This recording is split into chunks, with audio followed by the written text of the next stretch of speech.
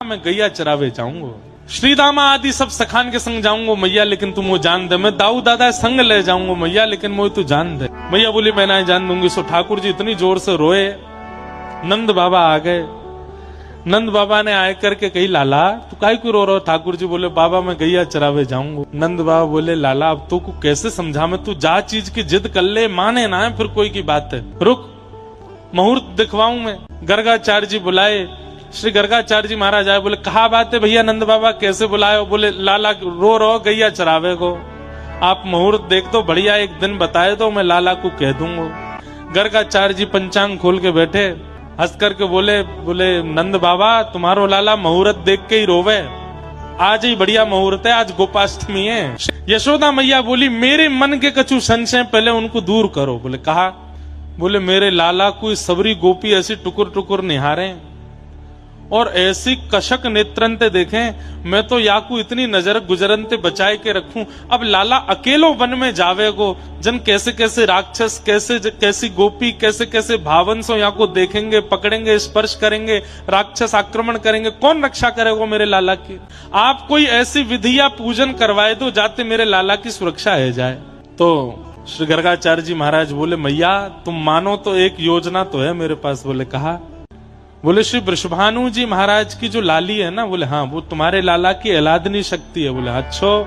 तो बोले वृषभानुनी नंदिनी श्री राधा रानी के कक्ष की जो दहली है वाको तो लाला से पूजन करवाए दो। और बोले जा सेज पे वृषभानु नंदिनी पौढ़े, वह सेज पर एक काली कामर बिछी भई है, वाकू कैसे करके ले आए करके लाला को उड़ाए दो।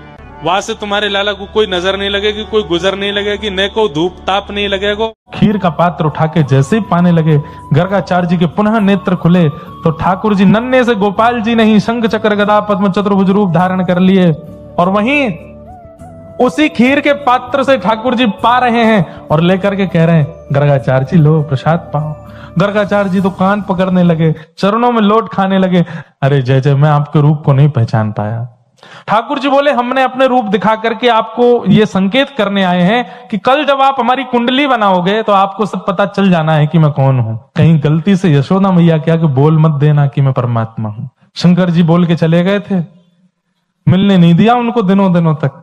कहीं तुमने बोल दिया कि ये परमात्मा है तो मैया तुम्हारो गोकुल में प्रवेश बंद करा देगी। क्यों?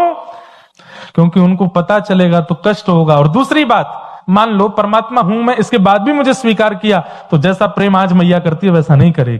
कल मैया सुबह उठाने के लिए चरण दबाएगी नहीं, सुबह उठाती आरती घंटी बजाएगी, उत्तिष्ठ उत्तिष्ठ गोविंद उत्तिष्ठ गरुड़। परमात्मा हूं भैया, ऐसे ही उठता है परमात्मा, तो मुझे प्रेम में रहने दो। गर्गाचार्य जी के नेत्र सजल हो गए। भगवान बोले किसी को बताना नहीं हम कौन है? बोले बिल्कुल नहीं बताएंगे। ठाकुर जी के नेत्र में आंसू भर रहे हैं और होठ नीचे वालों बाहर निकाल के गुस्सा कर रहे हैं और जंगला पे चढ़ के दोनों जंगला पकड़ करके गर्गाचार्य जी को क्रोध में देख रहे हैं और बाहर से गर्गाचार्य जी भी ठाकुर जी को देख रहे हैं। गर्गाचार्य जी भी कह रहे हैं शैतान बालक अब खा के दिखाइयो हमारी खीर। कुर्जी मनी मन कह रहे हैं दारी के शैतानी तो देख ही ना आते ना अभी मेरी, तू बना नहीं खाया तो हम नंद के लाला नहीं। और महाराज गर्गाचार्य जी ने खीर बनाई और ठाकुर जी जंगला में से देख रहे हैं, मुंह में ते लार टपक रही है ठाकुर जी के, ऐसी बढ़िया खीर बना रहे हैं दिखा दिखा के। और अपने ठाकुर जी के, ठाकुर जी नादान बालक है, शैतान बालक है, आप उस पर ज्यादा क्रोधित मत होना, आप तो प्रसाद पा। जैसे ही सामने प्रसाद रख के हाथ जोड़ के बैठे, इतने में ही ठाकुर जी जंगलाते नीचे उतरे, किवाड़ खोली और गुटमन चल करके गए। गुस्सा तो आई रहो ठाकुर जी को और सीधे खीर को पात्री उठाया। पात्र उठा के जैसे ही पान लगे, गर्गाचार्य जी को चप चप खावे की आवाज तो आ गई। बोले लगे फिर से आ गया बालक। और गर्गाचार्य जी ने अब की बार पकड़ बस मोते कपड़ा हटा के पकड़वे को हाथ आगे बढ़ायो। जैसे ही नेत्र खोले, नन्हे से गोपाल जी ने चतुर्भुज रूप प्रकट कर लिया और चतुर्भुज रूप धारण करके श्री गर्गाचार्य जी को दर्शन कराए दियो।